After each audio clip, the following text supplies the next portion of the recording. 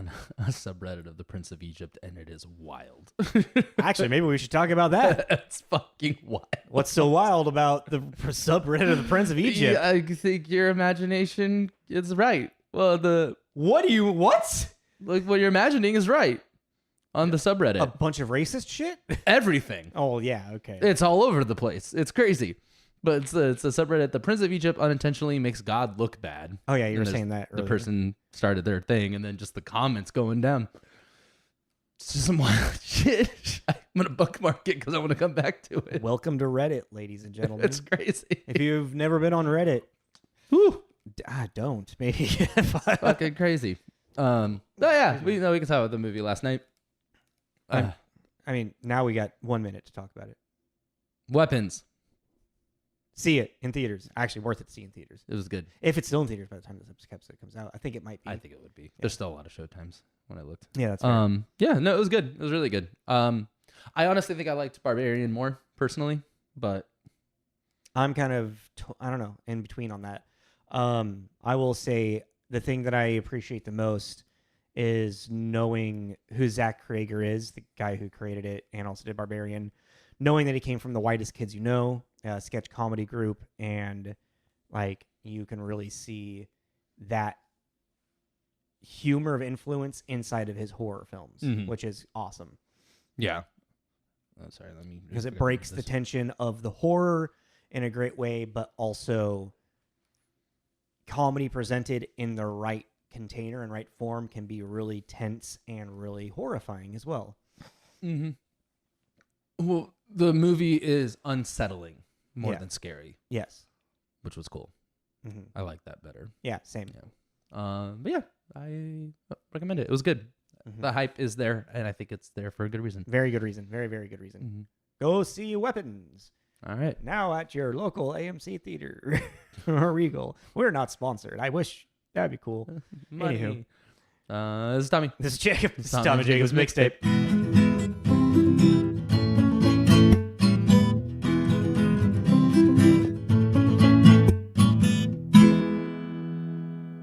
Welcome back, everyone. This is TJ's Mixtape. I'm Tommy. There's Jacob over there. This is a sad movie. We are a movie review podcast. We're two friends. We like movies. We talk about who made them, who's in them, kind of go over to some of the themes and plot of it, and then give it a rating at the end. The rating is arbitrary. If you liked it and we didn't, doesn't mean anything. What are we doing today? Never Let Me Go. Yes, we are continuing on with our cloning block thing. So our first What does one life mean? was Mickey 17, followed by The Island, The Island. and now Never Let Me Go. But first, Oh, yes, we play a game. At the end of each episode, we randomly generate two actors and then connect them via co-stars and other films they were in. If you ever want to play, just go ahead and comment who you had. So last week, we ended with Kristen Stewart to Jamie Foxx. why don't you go first? 'Cause Okay. You feel like yours might be shorter than mine. I don't think so. Mine is a journey. Mine is a journey. All right, so Kristen Stewart is in American Ultra with Jesse Eisenberg. Jesse Eisenberg is in Zombieland with Woody Harrelson. Woody Harrelson is in National Board Killers with Robert Downey Jr. Robert Downey Jr. is in Tropic Thunder with Tom Cruise. And then Tom Cruise is in Collateral with Jamie Foxx. We have very different journeys. Mhm. Also, what movie did you say with Jesse Eisenberg? Zombieland? No. With Kristen Stewart. Oh, American Ultra? Oh, I haven't seen that. Oh, you haven't? No. I but think you think it's fun. when you said Jesse Eisenberg, I thought you were going to say Adventureland. Oh, I forgot they're in that together Yeah, too. which also has Ryan Reynolds. Mm. I wonder if that would have been a quicker one. Jamie Foxx somehow. I was trying to think of TJ Miller and Underwater. So I was going to do Deadpool to Deadpool 2, and I didn't want to do that. Because then Brad Pitt's in Deadpool 2 with then Interview with the Vampire with Tom Cruise, leading to Collateral. All right, well, here's mine. And mine starts off very odd. Okay. Kristen Stewart is in Zathura Yes. with Dax Shepard. Okay. Who's in Idiocracy with Maya Rudolph. Yes. Who's in Bridesmaids with Melissa McCarthy. Okay. Who's in The Hangover 3 with Ed Helms. Mm-hmm. Who's in We're the Millers with Jason Sudeikis. Who's in Horrible Bosses with Jamie Foxx. That's the other one I was trying to avoid. Horrible Bosses? Yeah, because we did that with Jennifer Aniston. You did I use that one? Or I did think you? I did. Yeah, okay. Yeah. I might have. I don't know. But yeah, Weirdly, I feel like Horrible Bosses keeps popping around. It really does. Because there's just enough people. I've noticed I've used, Horrible Boss and We're the Millers. Mm-hmm. And then what's another one that oh, no. If I can, I think it's fun to use a movie that we have done a review of too as well. I really want to do Collateral. I remember that we've talked about that being great. Yeah. I haven't seen it in so long. I remember it being really good. Really, that isolated incident thing. Yeah. Really tense. Well, what we're talking about today is not a very isolated incident. I mean, maybe. Yeah. Okay. For the characters, yes, but for the premise or the story, the world that's been built, nah. Never Let Me Go. A quick little synopsis if you've never seen it, because I had never seen it. And I'd only seen it once. 15 years ago. So, yeah, damn. 3 youths grapple with their existence as clones used for organ transplants. Is a general premise of it. Yeah, and in a bit in the world as well, kind of like with Island, they're not really aware of it, but then they kind of become very aware of it at a very young age. Yeah. Well, yeah, but it's also like this is unlike the Island. This isn't a big secret. This is just this alternative history, this different world that we live in, where it's just commonplace to have harvest orphanages, basically. Pretty much, yeah. I'll get down. It was based off a book. We'll get into that, but really quick, this did come out September 3rd in 2010 at the Telluride Film Festival, and then a limited theatrical release September 15th of 2010. It seemed like it was like, from what I was reading, there was a lot of like film festivals that wanted to like put it up, and then Black Swan came in and just knocked it out of the way. Yeah, that makes sense. Yeah, Aaron Aronofsky just coming in and being Aaron Aronofsky. I guess also what we do in the beginning. Did you like it? I love this movie. Actually, you do.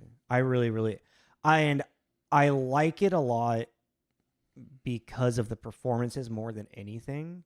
Because I feel like this is more of an actor's movie.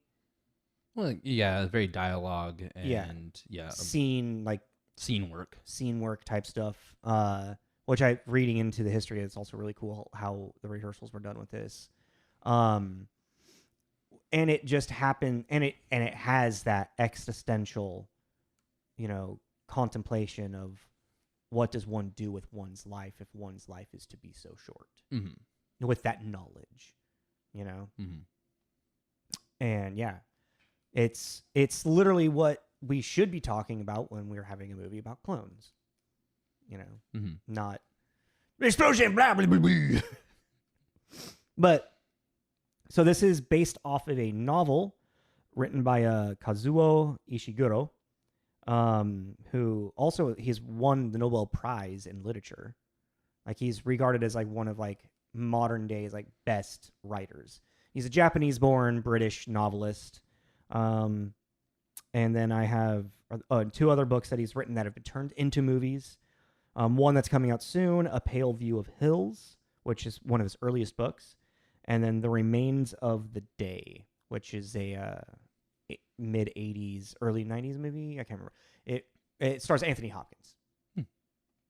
And he has a couple of like TV movies and movie stuff that he's written and whatnot.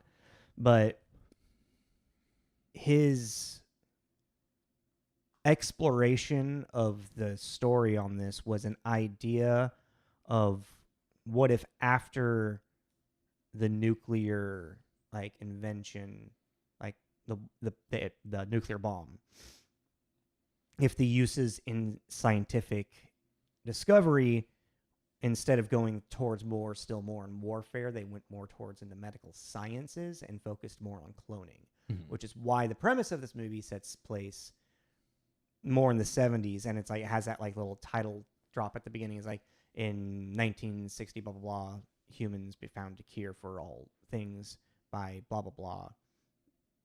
But yeah, and then it just says that. And one thing I like about this movie is how that it just kind of states that, and then you slowly like piece together and find out. It's not like and you're just flat out, just like, and the clones. It's just kind of like, what are these kids doing? What's happening here? Oh wait, they're what? Oh, So that's why I really like this story, because the focus is more on the clones as being actual people and their emotional journey. I mean, that's kind of why I didn't like it at a certain point.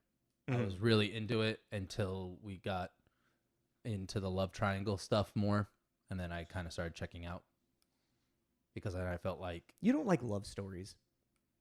that's not true. It seems like it because every time there's a love story in it, you're like Because that to me is that falls into that, and then I feel like that takes away certain things because then you become focused on the love story, which they can go hand in hand. But I feel like I don't know. I just feel like it's like too much garlic in food. It starts to drown out other messages because you become hyper fixated on the love story. But it's also hard to separate the two because that is what these clones are going through. Yeah. But as an audience member, I was like, well, now we're focusing on this love story, and it's now become about their time together and the limited amount of time as opposed to just I don't know. I don't know how to word it. I see what you're saying. I find it distracting. I follow what you're saying. And I think what that kind of comes down to, and like now a lot more modern filmmakers are playing around a lot more with a lack of a love story, like in modern like television and what have you. And that might be what it is. It's just growing up with that. That's always the thing. Well, and that was the thing is that, because reading what I found out from the difference in the books, like the story of this movie is pretty much everything that happens in the book. There's just more detail in the book about everything. Yeah, and just minor little changes in certain which would probably be like, so when what you're saying, it's probably more what you probably appreciate the book a lot more in its premise and its story.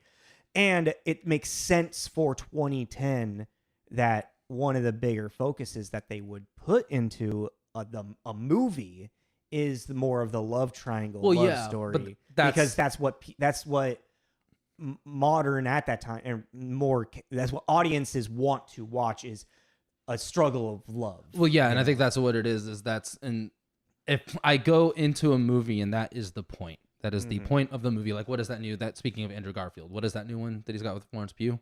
Oh, I can't remember the name of it. Never Let Time Go. I don't know. that movie.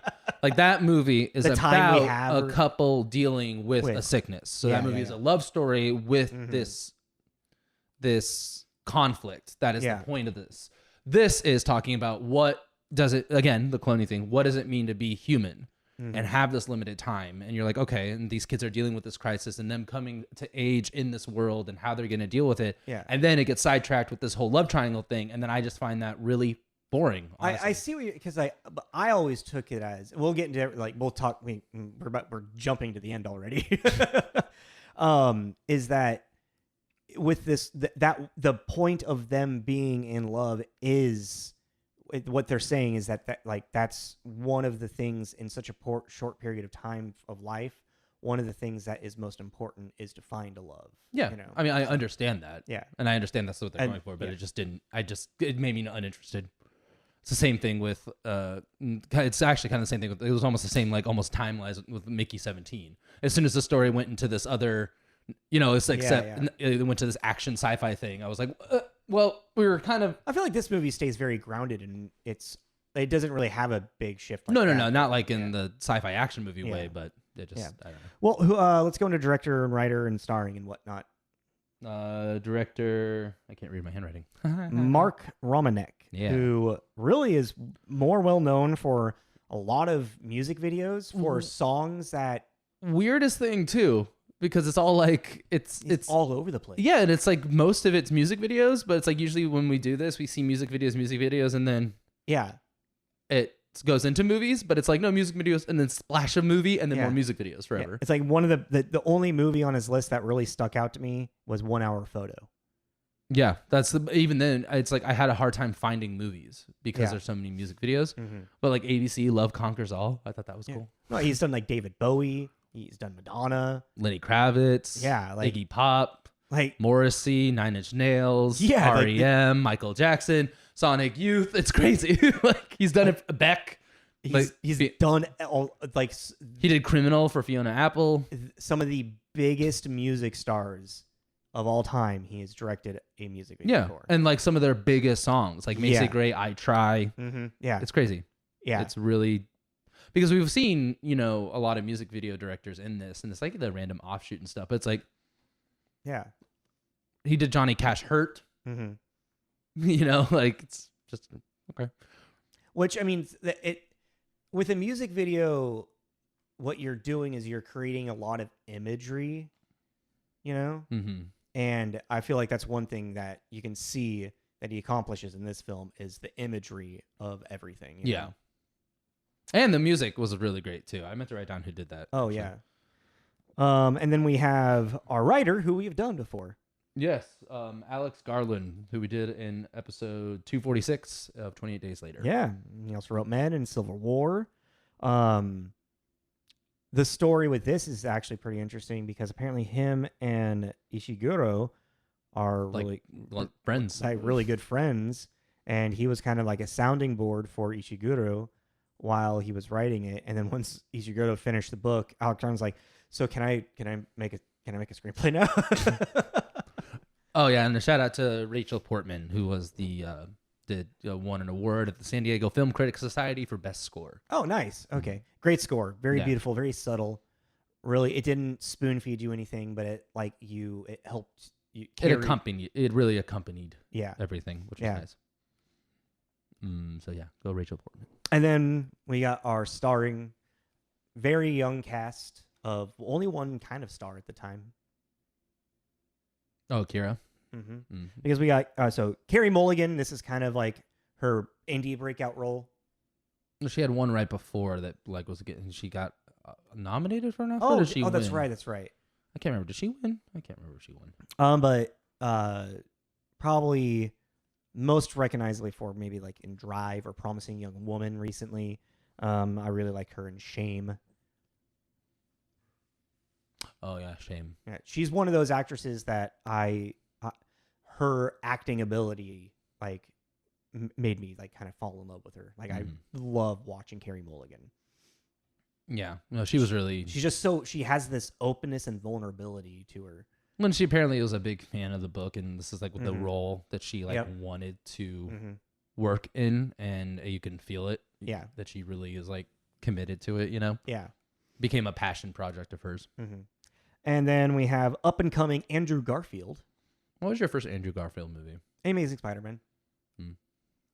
Imaginarium of Dr. Parnassus. Oh no, Imaginarium of Dr. Parnassus actually. Then Yeah, that was I forgot he was in that. I completely forgot because he's got little. Yeah, he's like a little helper guy. Yeah. I mean, he's like supporting lead, but supporting leadish. Yeah. But yeah, it was after watching Spider-Man that made me want to go back and see more of his stuff, and then that's how I discovered this film. Was through the rabbit hole of him because I've also seen The Social Network. He's also in Tick Tick Boom, which is a wonderful Netflix musical based off of the guy that wrote Rent. Oh yeah, with Vanessa Hudgens. Yeah. Yeah. Yeah. I wanted to see that. I've seen clips of it. And then we have Keira Knightley, who is probably the biggest star in the movie. Have we done Keira Knightley? Yes.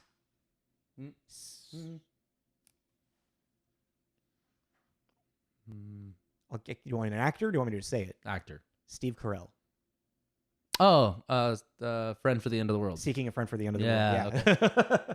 I forgot about that. I didn't even see that on our list. Oh, that I did a lot of these just from memory. That's fair. She's also in Pirates of the Caribbean. Domino. Star Wars. Silent Night, which was really good. It's a really fucked up Christmas horror movie. I didn't see that one. Yeah, it's newer. It's really fucked up. It's awesome. And then quick shout out to who plays a young Keira Knightley, Ella Purnell. Yes. Who was really on the rise right now as a very, prominent actress and Yellow voice Jackets. actress. Yellow Jackets, Fallout, Arcane. I forgot she was on Arcane. Yeah. She's what's her name? Blue. Jinx. Thank you. Yeah. And then who plays her sister? Oh, Haley Steinfeld. Haley Steinfeld. Yeah. What a fucking power, that's a casting. That there, show's too. fucking incredible. No. Second season was a little to me, but it was still really good. It's like, that first season, yeah. Yeah, the first season knocked it out of the park. Yeah. But And then quick shout out as well to Sally Hawkins, who plays one of their teachers, who's kind of inciting moment for this entire movie with her. Sally Hawkins from Shape of Water and other things. But yeah. Who was and Charlotte Rampling. Oh, the teacher? Head mistress or whatever she was. She looked familiar, but I didn't recognize anything that she'd been in. Most recent. Oh, well, you haven't seen it yet. I was gonna say most recently. She's the I don't know what they're called. What is she called? The Reverend Mother in Dune. Oh, okay. The witch leader. You know. Is she not in the first one? No, she is. Oh, okay. I just didn't. Yeah, okay. Yeah. She's in that one scene where he puts his hand in the box. Yeah. She's teaching him how to use the voice. That's right. Yeah. God, I'm so uninterested in those movies. You really are? It's really weird to me.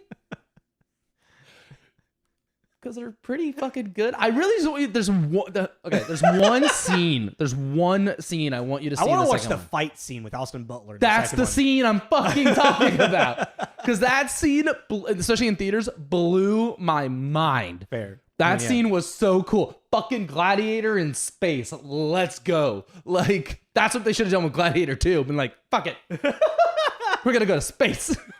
It was dope. Space Caesars. Yeah, Gladiator mixed with Attack of the Clones. All right. Let's go. Sick. Anyways. All right, well, that's all I got for actors and actresses. Yeah, that's all. I feel like that was well, let's get into reviews. Okay. We're moving along. I feel like we're not going to have anything to talk about now from the beginning of the episode. I do. All right, cool. Good.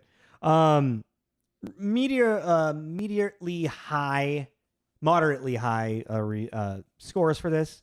7.1 IMDb rating, 71% tomato meter rating, and a 70% popcorn meeting. So just very 7. Well, and then funny enough, on Metacritic, it has a 69. Ho-ho! Like, well, that wasn't a joke about the 69. That was about the 70. I know. I was clarifying to them, not to you. I'm not getting excited about 69 either. Yeah, just making that clear. Not 12. It's like if you were to add all 4 of those numbers together and divide it by 4, it'd be 70 exactly. 69 comes to a generally favorable, with 27 positive, 10 mixed, and 0 negative. What I always find weird, there's never a negative. Just with critics, there's not someone going, bleh. Well, okay, but it's negative. It's way that they do negative is like once it hits a certain rating, right? Yeah, 40 or under, or no, under 4, so 39 or under. Yeah, so not every. Yeah, is there one as really close? Yeah, there's a couple 40s, but the thing is like, I don't know, critics are just critics. You know what I mean? Like, they surprised that no one just I don't know, rage bait. Like, I don't know. Anyways, so the first positive is our boy Roger Ebert, who gave it 100. It's a good movie from a masterful novel. Just short, simple, like that. And then I wrote down another positive. Really quick, I just want to say I actually do appreciate Ebert's rating because he does like a 4-star thing. So it's like it'd be 25, 50, 75, or 100 essentially, which gives their like no like it's a harsh like no wiggle room. It's like if he says 100, it doesn't mean that it's like a perfect movie. No, but he's like this for what this movie was trying to do. It did exactly what it's supposed to do, and blah, blah, blah. Well, it's kind of what we in subconsciously adopted as our rating system with our 5-star. Yeah, we kind of did the same thing. But it's like with Roger Ebert, it's just funny. I always find him funny because before we started doing this, I always thought of him as like the harsh critic, the what's his name from Ratatouille, you know? Oh yeah, that guy. And then he just always surprises me every now and then. He pops up like Vampire. He gave a pretty high rating to Vampire. He's like, yeah. It was cool. And I'm like, really? For what it is, there you go. Yeah, you know, you're like... It's like he actually can enter into a mind... He's not always like, all movies are like this journey of our tour. Yeah, and I have this feeling of that he'd be like that. And it's like, I really wish he was still alive, especially in this era of filmmaking, because I'm just really curious what his thoughts would be on it. Yeah, totally fair. Because he just lived through such an interesting period, and we're in this other kind of weird... new cinema period. It'd be interesting to see where he sits, because he's also one of the few critics that, like, I think up until his deathbed still, or to his deathbed, held that video games aren't art. Oh, really? Yeah. Well, I know that he died in like 2011, and he was reviewing until 2010. Yeah. Until literally he was on his deathbed, is what I understand. Yeah. I made a note of another positive with an 83 by Noel Murray at the AV Club. best approached with little to no advanced information or expectations, which is what which is the same way the film's characters experience their lives. I really like that. Yeah, That's I liked kind of going in not knowing much about this. And again, that's kind of what I was saying at the top about why I liked this movie. You know. So then I had two mixed. Excuse me. The first one was David Denby at The New Yorker, who gave it a 40. Never Let Me Go is in such good taste that we never feel any horror over the idea at the center of it. Yeah, there is a couple of quick review synopsis that I saw where they brought up how this is truly a horror story, but it's handled in such a way of love about what they're going through that you forget about the horror that are happening. Well, yeah, but the thing is, it's a horror situation to us because we are not raised in it. Yeah. They are raised in it. So they're groomed in a sense. Yeah, and they were at a very young age, became, which they weren't supposed to be. It might have been different if their class wasn't told that. But they were all told at a young age, so... But that also makes me wonder, at what point are they told? That's a good point. Actually, I didn't think about that. Like, that seems like the age to let them really come to grasp. Otherwise, you're going to have a bunch of people acting out. But again, we only see brief moments, and, they're doing all these, training exercises and stuff. They're probably subconsciously getting them really used to the idea. I mean, Sally Hawkins' character, Miss Lucy, was that her name? I think so, yeah. Yeah. She mentions in her monologue about it to the kids about, you have been told, but you have not been told. Yeah, it does imply what I was saying, that they are being, they're being groomed. They are to this. Another mixed I put down was by Keith Ulich at Time Out, who also gave it a 40.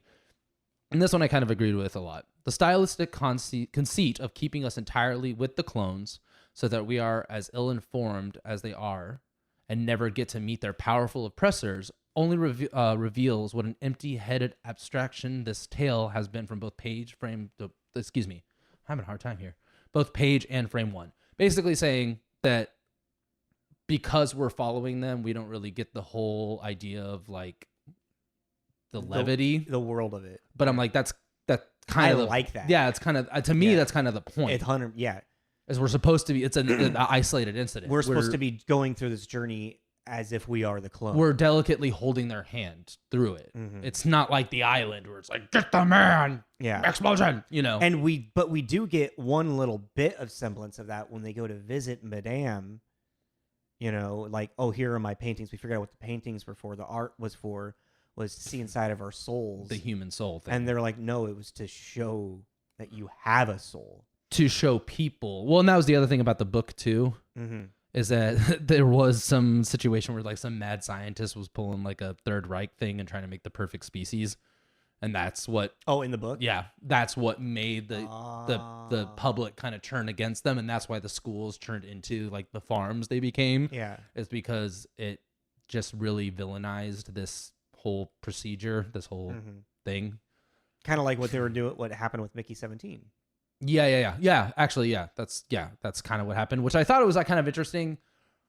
A choice, I guess, to not really touch base on that because there is this moment. I don't know. I'm kind of conflicted because there is this moment of it being as quiet as it is, where you're kind of like, what is going on in the with the normies, with the normal humans,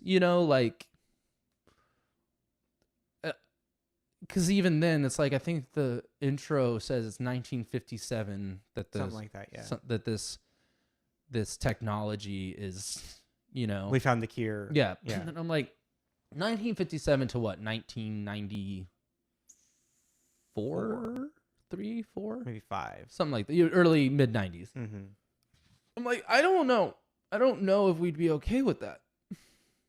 What do you? I don't know. As a society, yeah. Well, and then again, we don't really know the outside world of, people that are putting up protests about these clones are people, Well, yeah, I mean, there'd definitely be some kind of, I guess, in a sense, a clone civil rights movement going on somewhere. There would have to be. But it's this idea, I don't know. Or someone trying to advocate for something like that, but it, since everyone is, everything is like, do you want to be forever healthy, or because like they also say that humans now can live beyond 100 years old. Yeah, it's a very commonplace thing. Yeah, I don't know. I just don't know if like society would ever be just like chill with meat. Is the Steve Buscemi, just because you want to eat the burger doesn't want to mean you want to meet the cow. Yeah, you know what I mean. I just Yeah. think that people, and that's the whole idea of Island, is that they're all in these comatose states, and that's the only reason. as opposed to everyone in the world is very aware. Well, maybe that's the thing, is that when you're now we're speculating inside of the world here. Well, but that to me is a good thing. That's a good sign of a movie. Is Yeah. where you can sit there and go, well, what Yeah, is the... but I just wanted to state that we're speculating inside of the movie now. Yeah. Is if you let's say you need like a new kidney or something, you need a kidney transplant. There is these people, these clones that are grown and harvested that maybe there's a higher price point for to get. We don't know their health insurance policy. Yeah, all that's that shit. true. Or the option is like, well, if you don't feel there's a moral ground in doing that, maybe there are still people that could donate kidneys. Someone. No, that wouldn't make sense. Well, I think also it causes an interesting conversation, and the conversation becomes, we never, like, I was sitting there being like, I wouldn't want to do that. You wouldn't want to take an organ from one of these people. Mm-hmm. No, a donor, someone that died in an accident, like someone that does not need it anymore. Yeah. Sure, I'm an organ donor. Take it. Yeah. Do whatever you want. I don't care. But something that I feel like does get lost in just even the real world too is that we weren't raised in this culture. Exactly. Yes. So we don't understand, and it's like, you don't think about it. It's kind of the way that, it's a way that oppression works, is that when you are taught oppression your entire life, you don't really understand the ramifications it has on other people. So you're just ignorant by bliss is ignorance type thing. You're ignorant to what your choices and what you're doing and how it's affecting the other person. Yeah. Well, it's or like people's. Well, it's like, it's oppression, racism, a lot of that. It's if you are raised within it and you don't get another example of outside of that, then you're not going to really know better until you're forced into a situation. And some people never are. Yeah. Some people are never forced to face it. And the way that this world is presented is a complete acceptance by the clones. And that's what makes it unsettling. Yeah. Is the fact that we're all just okay with it, because I think the natural, no matter what you like think, there's a fight against conformity and all that kind of stuff. It's like a person's natural state is to fight against that, I think. Which you see that with the clones in a way, like in a quiet, emotional way. Yeah. Well, you really see that too with Kiera, Ruth. Yeah, she has a lot of that. And I thought that a couple things. Keira Knightley is a pivotal role, but she doesn't really have a whole lot of screen times, but she really nailed it. This is her best performance I've ever seen her do. She's really, really great in it. And I saw a quote from them being like, she is such a stunning woman that even when we tried to make her look sick in her surgery, she's still like, it was really hard to make her look bad. We make her look sick. She just looks more like a model. Yeah, she looks like a model now. Quick, give her a cigarette. But then that was something I wanted to bring up too, that I really liked reading about how they did this, and especially the rehearsal. Well, I love reading about directors and film people that know how to approach children. Yes. And how to work with them and how to level with them and get the responses that you as a director need, but not in a sense of like forcing them into just do it right. Like actually teaching them. Do it again. Yeah. Teaching them the craft, and so having these moments where they were working with their older counterparts in scenes and watching them do the same scenes. And Romanek said that he set up actual rehearsals for the children to watch the older version of them do the children's scenes. So then the children had an idea of what where they wanted the emotion to be going. And on top of that, he's like, and it also informed the older versions of the characters with memories of them. Exactly. It creates this it really does. It's like, this is one of those things that it becomes like the shows, the acting and filmmaking is an art form. Because taking something like this, it's like, well, now you're making connection between these people, these six, let's just say, these six people, and having them do all these things together to really create the bond of younger version and older version. Yeah. And it's so simple, right? But it's genius, and more people should really be doing that, especially with your young stars. That's what kind of happened with Forrest Gump. Have you heard this? Yeah. Like Tom Cruise. Oh, sorry, Tom Hanks. Cruise. Yeah. That's a different movie. Mama said that. My mama said. That he based Forrest off him, right? The kid. Well, the more the way that specifically the way the kid spoke. Yeah, the speech. Because at first it was Zemeckis and Spielberg were like, well, let's see if the kid can start to talk like you. And Tom Hanks is like, no, let me see how the kid talks. Yeah, and let me go with that. And it's just like that. That's just really cool. But that's even the thing too. That's one thing I will really give this movie is it definitely feels like a passion project. Like it feels like there's a lot of love in this, and I think it's just because it kind of is one of those. We always talk about these shit storms of movies that you're like, how the fuck does this even come out? Like at this point, it's like the producing companies, the studios are just like, we put so much money in it, just get it out. Well, it's kind of like put it on the plate. They'll like it. It's like the new Blade movie. I'm like, can we not actually? I don't even really want that to come out anymore. I don't really care because I'm like, there's so much shit going on with that. I don't. It's like it gets to a point where it's like I don't think it's gonna be good. Yeah, because of this hack job that we're doing of just cutting people out and putting things in and whatever. But it's like, this is like one of those movies that just beautifully just like kind of fell together. It's like you had this writer, this acclaimed writer who happened to be friends with this director and this screenwriter. Yeah, screenwriter. And the screenwriter was like, hey, I love this. At some point when you're done, no rush, I would love to try and make it in screenplay. Yeah. Can I take it? And the friend's like, yeah, sure, go ahead. Yeah. And then there's this young star who's like really loves the novels, read it a bunch of times, and she really wants to do it and just hopes that it lands. She'll be old enough to play the role, and boom, from a text. So it's like, hey, I see this woman named Carey. Well, again, you should check her out for this movie that, it's like this perfectly, just kind of. The stars all align. Yeah, just went little feather on the water. It's just, and it's like nice. It's like, okay, that's cool. It's cool that worked out. That's great. I mean, I have my issues with it. I didn't really like Andrew Garfield at all. Really? Not really. Was it the character or was it Andrew Garfield? I think it's a little bit of both. Interesting. Okay. I didn't really like the character, and I didn't really like Andrew Garfield as the character. And I'm only saying that because I like Andrew Garfield. Mm-hmm. And, it's not like I have a personal issue with him as an actor. There's one thing that I've heard from other people that have watched this is they felt like in the emotional scenes that he went over the top with it. And that's what bothered them. It's like he seemed like he was trying too hard. Maybe that's what it is, but that's the thing. There's a lot of this movie I have this like give and take catch-22 with because of the fact that it makes sense in the sense of the world we're living in. Because it's like you're talking about a lot of issues that we're not really seeing are being resolved or being unresolved. Because you already have Andrew Garfield, who is kind of what's his name, Tommy D. Funny enough, he is shown as having some kind of form of emotional stuntedness, and the fact that he has these tempers and doesn't really know how to regulate his emotions. He's in this orphanage, and they're very English about it. They're not really like, especially like for like early 80s.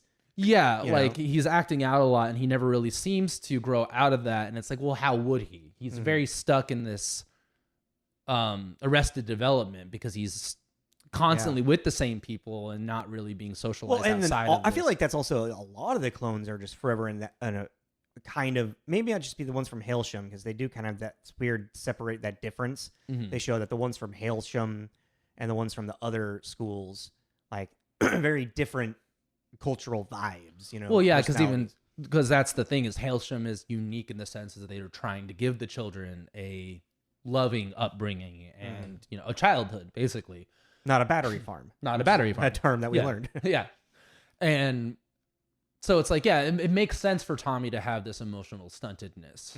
But I don't know, maybe it was just that over like that. I got that whole scene where, it's shown that there is no we're in love. Deferral. Thank you. No deferral. And he gets out of the car and has this whole wailing, screaming thing. And then she goes and calms him down. And I just did not you didn't care for the parallel of the time of when they were a child and he had that when all the kids were picking. No, I mean I got the parallel, Yeah. but I didn't like that scene. Didn't like that scene, and it might have been because it was like so over the top. It is a very over the top scene, and it's like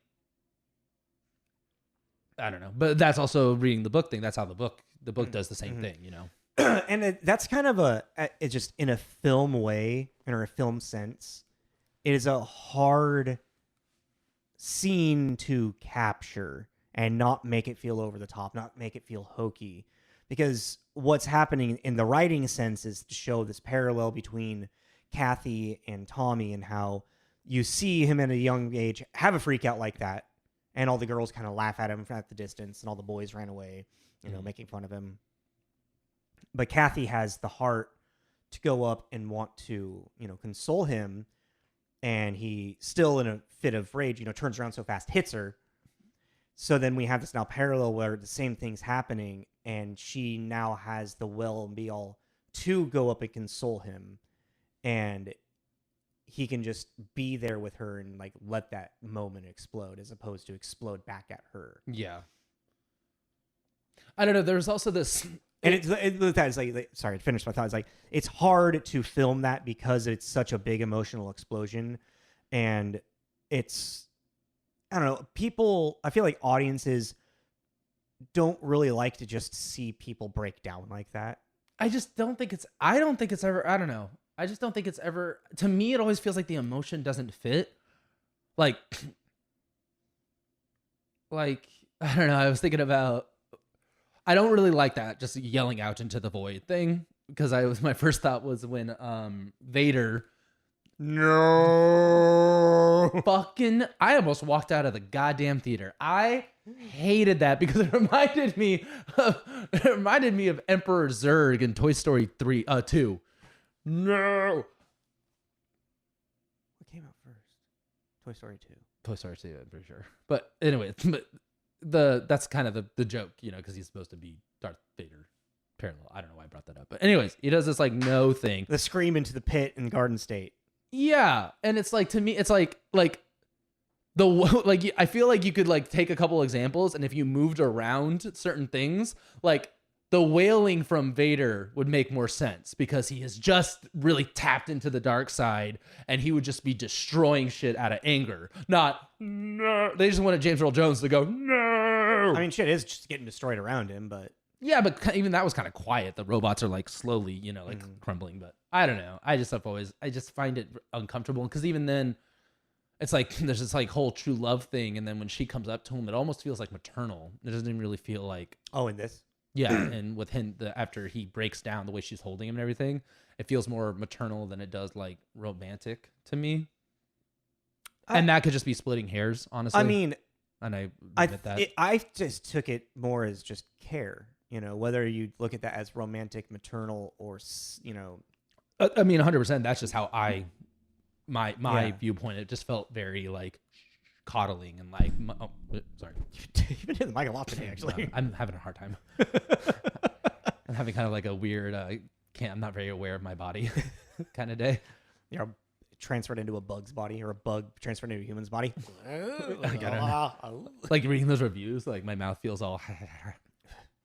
But yeah, I mean, because that is such a really pivotal scene of the movie, because it is like our big emotional, not catharsis, I mean kind of catharsis, but our big emotional like climax. I would say catharsis because we finally got an answer, because they're also we now know for sure that this deferral isn't real. And that's something they're battling with. They keep bringing up is they have all these stories they know about and don't know what are true, what isn't true, and now they finally. Well, and one thing I really like about that is like Ruth is like, there was, oh no, I think it's Kathy says there was a lot of stories that came from Hellsham, and not any. Not many of them turned up being true. Yeah, yeah. And then you also kind of get this feeling that Ruth may have been the one spinning some of these tales too. That felt like that. I don't know. Ruth to me was actually the most interesting character. Yeah, because she was the most psychotic one. She wasn't even psychotic. She wasn't psychotic. She was like, she's standing in the doorway of her bedroom. She's listening to a head, just like, wait, like, look at me. She's not it's not psychotic. She's coping. Ruth? Yeah, they're all just coping in their own way. I mean, that's fair. I mean, yeah, and she's definitely lashing out at Kathy. Yeah, because she doesn't. If Ruth can't, it's her insecurities. Yeah. If Ruth can't, and she says this, and it's like, if I can't have happiness, I didn't want anyone else to have happiness. Yeah, and it's like it's a lot. It's really heavy-handed shit that these young people are dealing with that they're just supposed to be okay with. Yeah, that's again the creepiness of this movie as a person outside of this time period, out of this parallel universe, is that everyone is just kind of supposed to be okay. Yeah. And you're supposed to be okay with it too. What's fucking awesome is the imagery of the boat that's stranded on the beach, because it's such an awesome metaphor for them and how they are, because they're a boat out of water, but just out of reach of water. They are human, but they're just out of reach of humanity. Well, and it's just a parallel too of like I just thought of this, I guess. Also the fact of just using youth. That's what it is. It's like these are children, basically. They're 18. Yeah. Like, they're 23. That fresh, clean kidney. Yeah, even as children, they find cigarettes and they're being like told to not do that because we need you for harvesting. You are a special breed of people. Yeah. It's like of not people. The island was creepy, but there was this removal because of the fact that it was so sci-fi and set in this future that, with of 2019. But this was our past, Yeah. This happened already. This is revisionist history. Yeah. But And I just really love revisionist history shit, I've come to realize. Really? I really do. I think it's so cool. It's just a fun, like Inglourious Bastards or Once Upon a Time in Hollywood, or Man in the High Castle. I didn't mean to pick two, funny mustache guys, but I did. I mean, apparently from the original book of this, there's a funny mustache guy, so. Or someone that liked a little funny mustache guy. Wolfenstein, there, another one. No, but like, I don't know, because it's just fun to think about, because it's multiverse shit, basically. Yeah. Is what that is. And it's just interesting to think about. Like, and that too. What is this, a clone universe? Well, like what he did too is like, well, what if we, instead of spending all this time on the arms race and trying to create the atomic bomb. That's right. That's what it is. It's not, they created the atomic bomb. They shifted.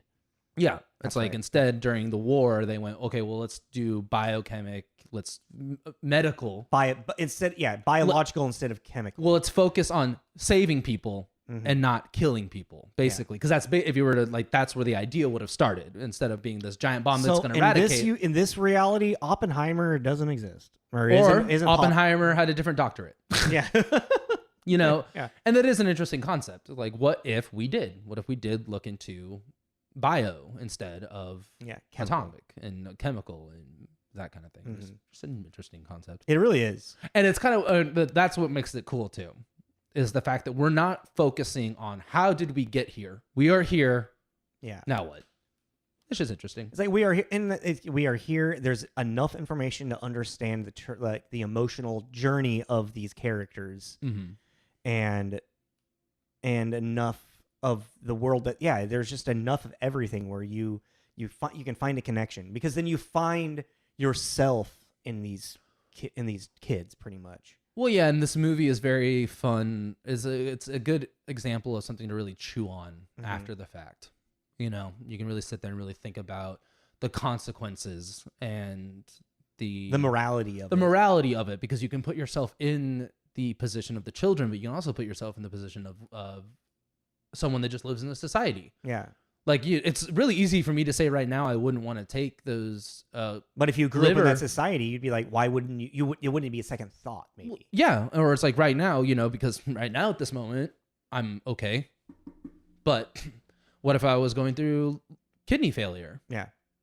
Well, maybe I would want a little. Like, you don't know until you're in that situation. So it's all well and great to sit there and be like, I would never do that. But yeah. Also, I love people have done worse for less. The language that they use in this, because it's what is it? What do they call? It's very gaslighting. It is. What do they call the surgeries? I can't remember. Like they call death completion. Yeah. The surgeries are, what do they procedures? Call? Procedure. I got the thing open. Well, and it's like they use completion. Yeah, it's such a gaslighty Stockholm syndrome thing. It's like when you are done giving away parts of your body, you are completed. Well, and then also the parallel that I remember seeing the parallel of like save your siblings. That's an interesting conversation to be having too, because that's wild. I don't remember what they call it. And it's interesting, like the world that they have of just like there's a weird donation. That's right. That's what they call it. Donations. Yeah. How like Kathy's character essentially gets a deferral when she decides to be a carer, because.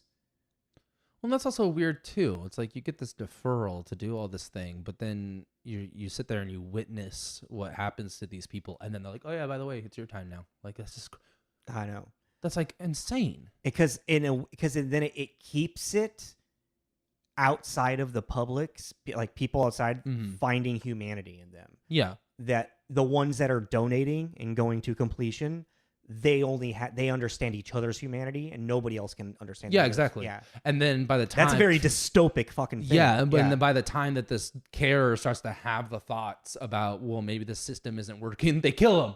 And it's like no. But they still get the organs out of him, but they kill him. It's just it's horrifying. It's horrifying, but in just such a quiet, weird little way. You know, it's one of those once you start to sit there with it. Well, it's kind of. As you're watching it, like me personally, as you're watching it, you start to get this feeling and you don't really know where it's coming from until the movie ends and you start to think about it. And then this conversation here, then you start having like, oh, wait a minute.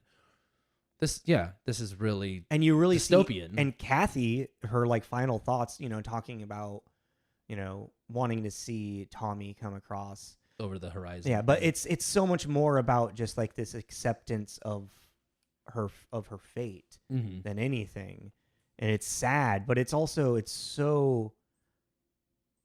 just like hits all of the. I feel like it hits all of the notes of the entire like of the world and the movie in general.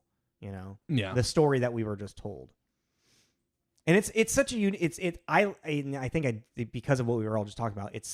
I like it so much because we experience this world through their lens, and we don't really. It's not like well, we got to try and stop the cloning thing happen. We can't stop it. It's not about that. It's just, this is an alternative reality, and this is what these people go through.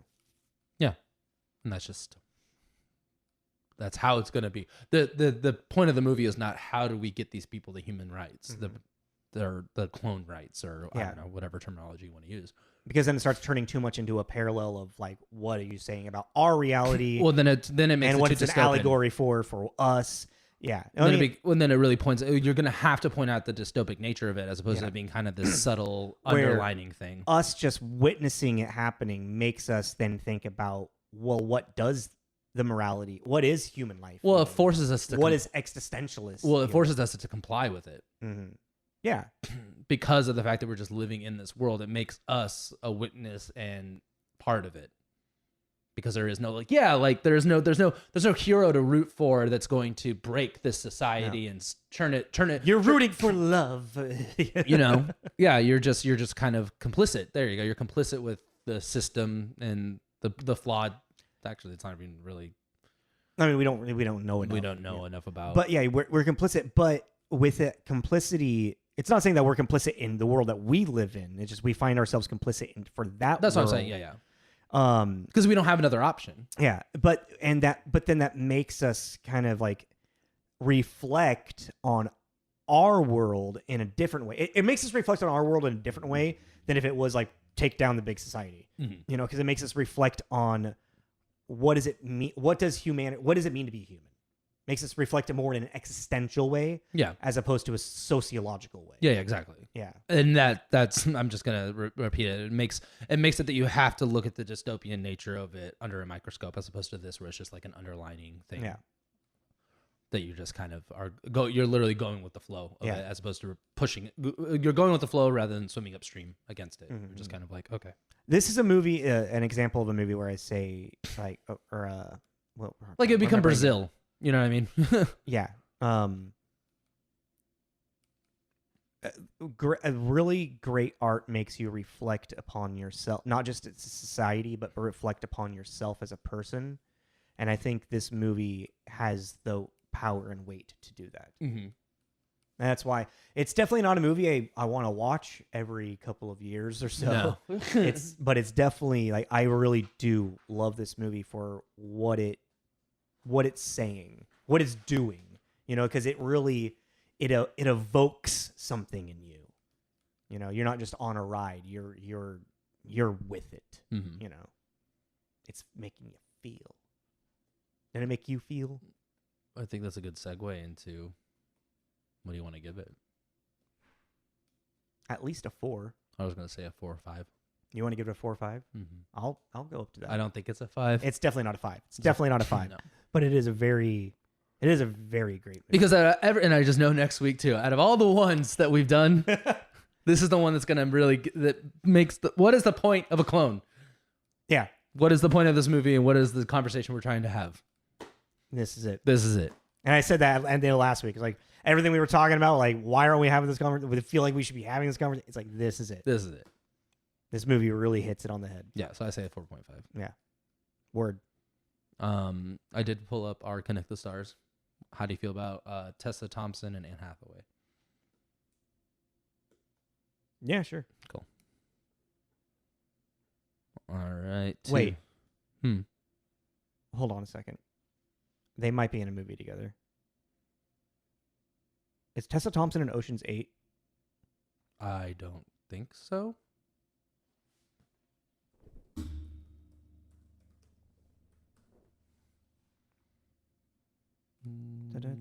Rihanna, Mindy Kaling, Katie Holmes. I don't remember her in it. Not that I see, no. Okay, I just wanted to double check that. I don't see her name on the cast list. I've only seen the movie once, and it's got so many different just like female stars of like of in so many different areas. I just wanted. There's to a lot of people in this. There's a lot of people in Ocean's 8. Yeah. Wow. Yeah. I don't think I've actually ever sat through it, but no. So. Okay. Yeah. So yeah. And then next week. Is it Multiplicity or Duplicity? I can never remember. Multiplicity. No, Duplicity is Julia Roberts and Clive Owen, and it's like a spy thriller, I want to say. Oh, yeah. Okay. Yeah. Multiplicity with Michael Keaton. It's a movie I Multiplicity. Grew up loving. I haven't seen this probably since I was a teenager. I haven't seen it. And hey, Steve. I just, we quote it randomly. I just really remember a lot of that movie. But that's we're going to end the kind of more heavy-handed clone block with just an 80s comedy about 90s comedy about cloning. Yeah. With one of my favorites, Michael Keaton. I love the guy. Great character actor. Yeah, he's really funny in that. He's hilarious. Yeah. But we'll see. We'll see where. And this might be one where like, ooh, this didn't age well. But yeah. So that was our review of Never Let Me Go, 4.5, which we gave a 4.5 out of 5 carrots. Please follow us on Instagram and Facebook. On there is all of our promos, and on that promo is our link tree. And on that link tree is where you can find us. YouTube, Spotify, Apple Podcast, so on and so forth. Please join us next week as we wrap up this little cloning block with a review of the comedy of Multiplicity. Decided to do a comedy just to kind of like, clear the palate. Yeah, pretty much. Hopefully. I'm really hoping we don't watch it and go, Michael, what are you doing there, buddy? I don't remember it being... It does, I'm sure. But I don't think there's going to be anything overtly like... I'm going to hold myself. Yeah, don't commit to something we're not sure. So yeah, thanks for listening. Join us next week. This is Tommy. This is Jacob. Jacob's mixtape. I gotta pee really bad. I'm sorry. I gotta go. All right, go.